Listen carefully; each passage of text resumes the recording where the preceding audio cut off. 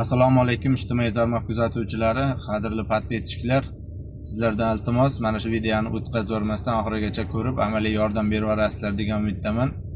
Men Otamurod Dilshod bo'laman. Samarqand viloyati Kattaqo'rg'on tuman Omonkalxat mahallasida yashayman.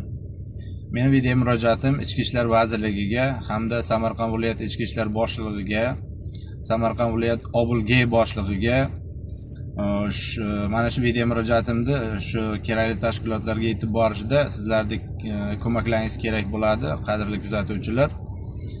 Bittadan kommentariy yozib, bittadan laykchalar bosib, 10-15 tadan do'stlaringizga yuborib, qanaqangi gruppalaringiz bo'lsa tarqatishlaringizni iltimos qilgan bo'lardim va xursand bo'lardim.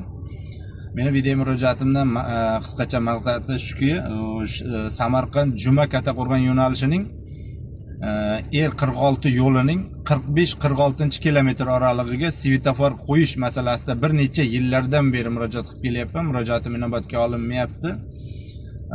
Har bitta qilgan murojaatimga mas'ul xodimlar keladi, bizlarni yozma, bu yo'lga qaraydi, boshqa deydi, bu yoqqa chiq deydi. Har xil bahonalarda, lekin amaliy yordam yo'q.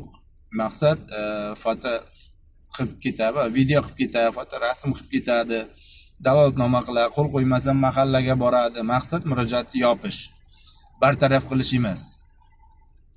Hamma insonni ham ertalab turganda o'z maqsadi bo'ladi. Menimcha birov ishlab buni qilay deydi. Shunda men o'ylaymanki, ichki ishlar xodimlarining ham menimcha maqsadi bo'lish kerak. Ertalab turganda bu ishni qilishim kerak, Biz xalqmiz.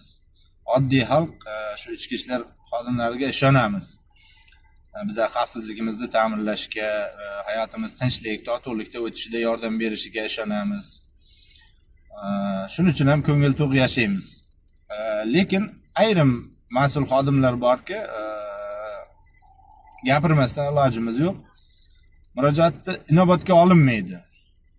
100% garantiyasi bilan murojaat inobatga olinmaydi. Keladi, o'rganadi, qalbakicha yopib ketaveradi. Bo'lmasa necha yil bo'lyapti shu yerga murojaat qilganimizga svetofor qurib bering deb har xil bahonalarni ro'ka chiqiladi-da, ertaga indinga deydi.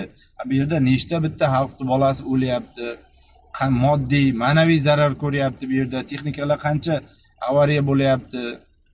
Birov peshona teri bilan olgan, bu yerdan kirib chiqishlarni men hozir sizlarga videoda ko'rsataman, qanday, qayerga nima qilish kerakligini.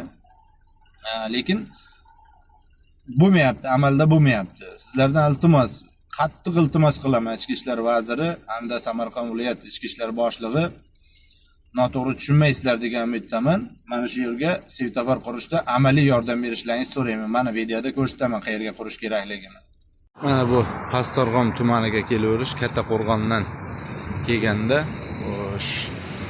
bu Samarqand Juma Kattaqo'rg'on yo'nalishining E46 yo'lining 45-46 kilometr oralig'i.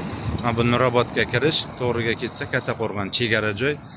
Qayerga murojaat qilsa ham bizga qaramaydi, bog'i shamolga qaraydi deydi. Nurobodga kirish, Kattaqo'rg'onga ketaverish, katta yo'l. Bu yerdan chiqqan texnikalar qanday usulda kimga yo'l berishni ham bilmay qoladi. Ko'p avtohalokatlar bo'lyapti, nechta bitta odam o'lib ketyapti. Hech kim so'ramayapti oxirgi